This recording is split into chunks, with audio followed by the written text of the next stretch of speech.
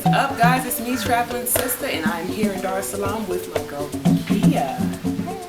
Hi! So, you guys, I'm really excited for this interview because we two met on social media, and she has a really unique story that I'm gonna let her tell the most of, but she is another traveling sister, and she also travels with her family, which is goals for me. So yeah, Rukiya, just introduce yourself a little bit. And okay, well, my name is Rukiya, and I am from Pittsburgh, Pennsylvania, and I've been traveling with my family for, my son is almost 8 years, I guess, since he was about 6 months old. So my husband's in Afghanistan right now, and me and the kids are just kind of traveling around while he's there. So yeah, we just got here a few days ago from Indonesia, where I had a business, and I was just wrapping things up, closing my business up and everything. Okay. So we were there for the summer, and then now we're here. Hopefully for long term, hopefully. Yeah. Oh, that's awesome. Yeah. So you were in Indonesia, Bali, right? Yeah, Bali. Yes. Okay, so how was that? How was Bali? Bali's a good place to be short term. And how long were you there?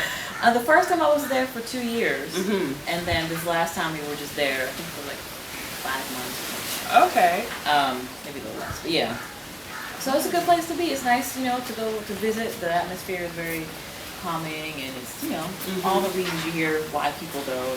Yeah. It's beautiful. Yeah, it's beautiful. It's calm. The food is good. The cost of living. So yeah, there's all those things. Yeah, there's all those. That's awesome. Yeah. So okay, where have your travels taken you? Okay.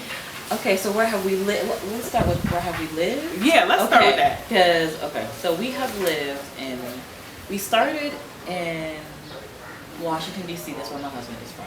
Okay. So we were there. Around, not long after that, we moved to the Virgin Islands, to St. Croix, for about 6 months. And then we moved he got the job in Afghanistan, and we moved to Puerto Rico. Okay. For about a year. And then we moved back to Pittsburgh for a while with my store.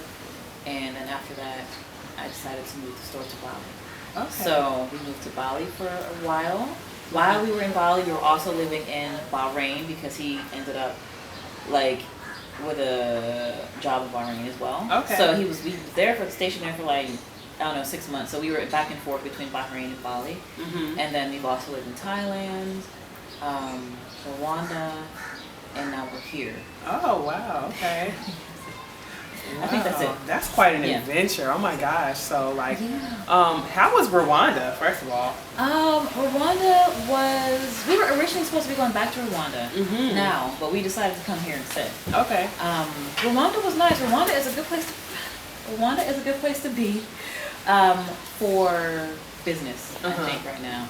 Okay. And the reason why we really like it there is because foreigners can own property. Oh, nice. Foreigners can start businesses with no minimum investment. So yes. Okay. Yes. Things to note.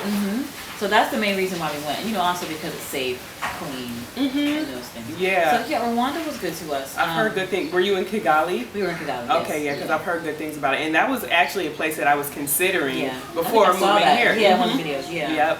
Okay. Yeah. Wow. Okay. So I want to kind of switch gears here.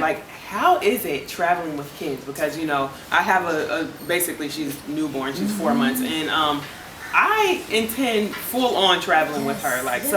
So how is that? What type of difficulties did you run into traveling with children? Well, I think that in the very beginning, a lot of my difficulties came from having two. So I think with one, it may be a bit easier. Yeah. Because when they were smaller, I could say one of the main things that I used to stress about was taking them on the airplane. Yeah. Because they're only 17 months apart. Okay. So it was really difficult when she was 2 and he was 1. It was. Oh, I can imagine. So it was great. But that, we got through that stage. You just had to keep them busy, and a lot of times, I would ask friends. I have a good friend of mine who's in New York. We were flying back and forth between the U.S. and Puerto Rico because the flights are so cheap. I said, well, girl, I'll get you a flight. It'd be $200 from Puerto Rico to New York. So I'll get your flight. Can you come with us on the airplane? And you can stay with us and see Puerto Rico for a while, whatever. Yeah. So that was in the beginning. Now I think it's more of just keeping them engaged. Generally, when we get somewhere. Yeah. Like, what is there to do? That was one thing I think that kind of turned us off with Kigali, is that there wasn't much for them to do. Okay. So there was a really great school there for them, but outside of that,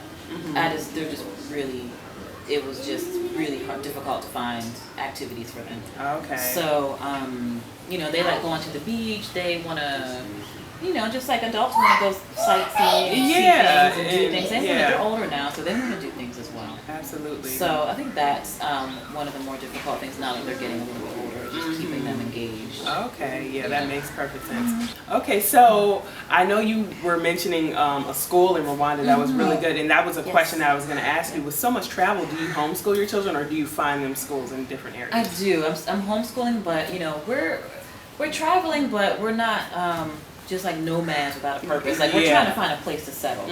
So Rwanda was one of those places we thought we were going to be settling. So we were really looking into the schools there. Okay. And the same with here.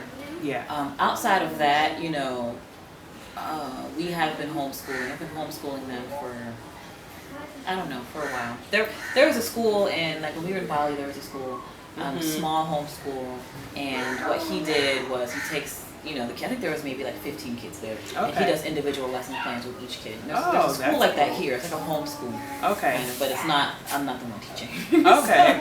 So yeah, that's what we prefer for the kids, so that we can keep them both at their level that they're at. Yeah. But yeah, generally speaking, I've been homeschooling, and because I have to kind of with the moving, but that's not the intention for long term. Okay. So we definitely want them in. And engage with other children, you know what I'm saying? Yeah. So how are you seeing Dar es Salaam so far? How long have you been here? We got here, I think 4 days ago. Okay, yeah, because it's not that long ago that you hit me up. Yeah, I love it. I'm loving it. Yes, Good. I love the ocean, the food, the people here. I feel at home. Good. Here. Yeah. I do. I feel really. Do you? Okay. Good. Yeah. So I feel really at home. That's awesome. That's awesome. So, and you said you're looking into making this a long-term thing, not necessarily just hopping around and stuff like that. So you're staying in an Airbnb right now. Are you looking for a place currently, or you already have a place? No, we're looking. We're here for about a month, and then you know, while we're here, we're going to be looking for something long-term. Okay. Yeah, that's awesome. Yeah. That's awesome. So let's switch gears again and talk about your business. Like, what business did you have? If you don't mind. No, that's fine. Okay, so the name of the retail space I used to have was called Culture Clause. Okay. It started in Pittsburgh, Pennsylvania, and I moved it to Bali. It was basically a fair trade and handmade boutique. So most of my designers were women of color, mostly black women from around the diaspora. So like quite a few of my designers were from like the Caribbean, of course in the U.S. And I had some other items in there as well. But that was the idea of it, because I started by making jewelry on Etsy. Okay. On Etsy. Yeah. And so I saw the sisters selling things on Etsy, making these things by hand. I said, there used to be like a physical space. Of all of these things. And so that's how it started. That's awesome. So I closed the store in Bali because of visa issues. It was actually doing quite well. So now that that's closed, and I don't think it's going to be reopened. I get that question a lot.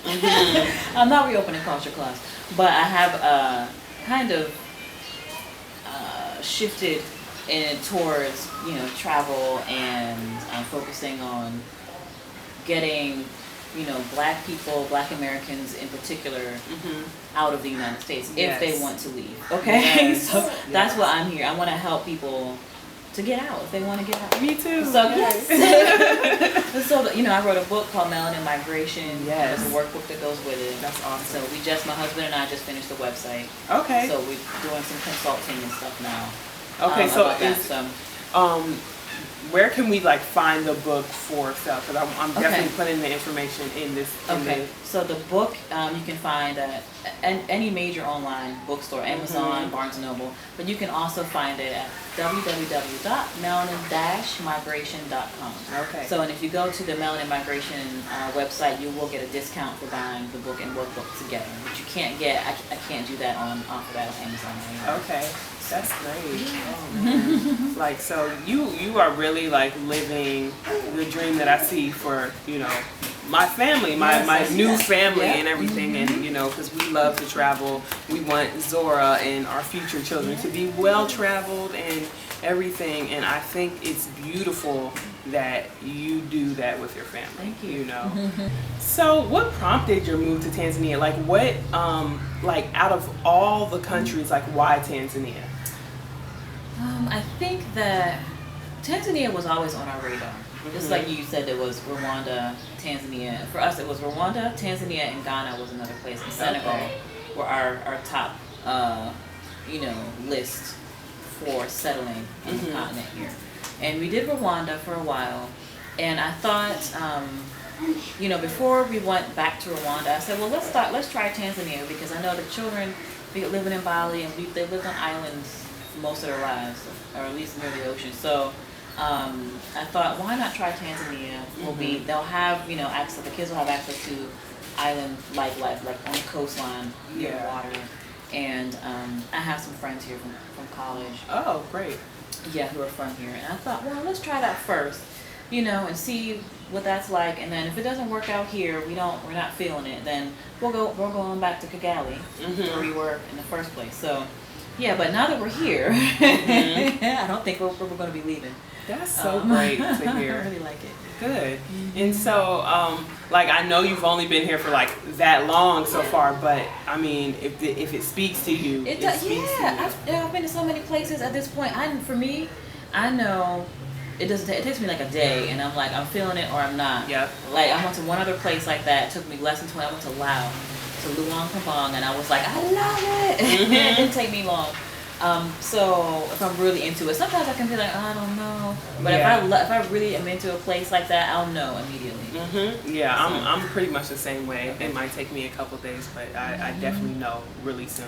And so, would you recommend like Dar es Salaam, Tanzania, for a black family looking to relocate? You know. Yes. Yeah. Okay. For sure. You know, one thing I like about here is that I didn't have in Kigali is access to certain products and things like that. Like here you can get, because remember I sent you that message and I said, well, what do you think I need to bring anything? Like in Kigali, you know, like we needed, I didn't know until we got there, but we should have brought stuff like towels and linens and stuff like that. Yeah. So here, I feel like we pretty much have access to everything we would have access to back home or anywhere else, you know what I mean? Yes. So that would, to me, it would make somebody who hasn't lived abroad before maybe or been to many places, it would make the transition much easier. Yeah, coming somewhere more comfortable. Yeah, like Dar es Salaam, when you do have access to those things. And yeah, I know Dar es Salaam is plentiful in a lot of just different things, you know, because there's a lot of expats here, you know, from all over. But Arusha is quite different, you know what I'm saying? It's like, it's not as, what's the word? They don't have just as many products and stuff and as many things, but it is beautiful and it does have its own vibe. And I suggest, you know what I'm saying, that you come up and visit, you know, like for real. So, but yeah, like I said, I'm very happy for you. I'm glad you guys like it here, and I am really looking forward to meeting up in the future because I mean, we don't see. I can count on one hand how many Black Americans that I've seen out here. You know what I'm saying? And so I like to, you know, stick to the, especially people with families, and I find that intriguing. And the people who I do meet that are Black Americans, 9 times out of 10 they don't travel with their whole family. So I'm like, you're very unique in that sense, you know, that we met up. But I mean, I wish you nothing but the best in the future, and I'm really glad you like it, you guys. And go check out her website, go check out that book, okay? And yeah, that's all I got. All right. Thank you. You're welcome. All right. Y'all know what it is, Traveling Sister. I love y'all. Peace.